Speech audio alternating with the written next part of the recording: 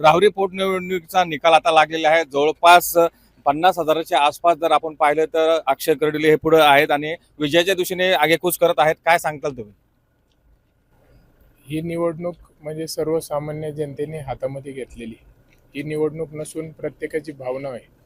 23 तारखेला ज्यावेळी मतदान झालं त्यावेळेस प्रत्येक मतदाराने आपापली आदरणीय आमदार शिवाजीराव कर्डिले साहेब यांच्या प्रती जी भावना आहे ती मताच्या माध्यमातून व्यक्त केलेली आहे।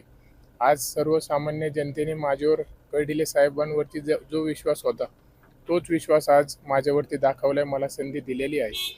नक्कीच भविष्याच्या वाटचालीमध्ये साहेबांनी जसं शेवटच्या श्वासापर्यंत सर्वसामान्य जनतेसाठी काम केलं, प्रत्येकासाठी आपल्या हक्काचा, आपल्या घरातला, आपल्या हृदयातला माणूस म्हणून साहेबांनी हे त्यांची पूर्ण जीवन 30 वर्षाचा काळ हा पूर्णपणे समर्पित केला।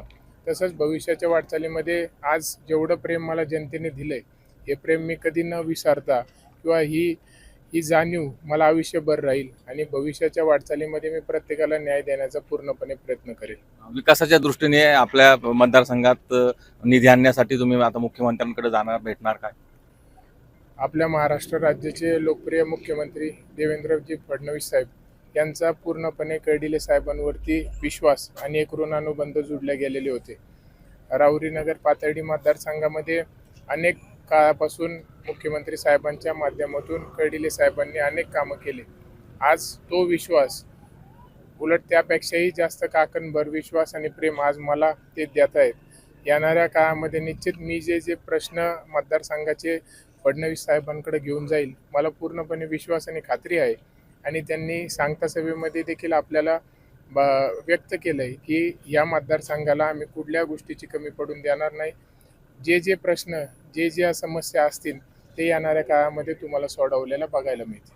धन्यवाद। आपल्याबरोबर होते अक्षय कर्डिले। आता हे विजयाच्या दिशेने आगेकूच करत आहेत। आपण पाहिलं की ठिकठिकाणी त्यांचं राहुरी नगर मतदारसंघामध्ये स्वागत होत आहे। ठिकठिकाणी इथे ओवळले जात आहे फटाकडे फोडून।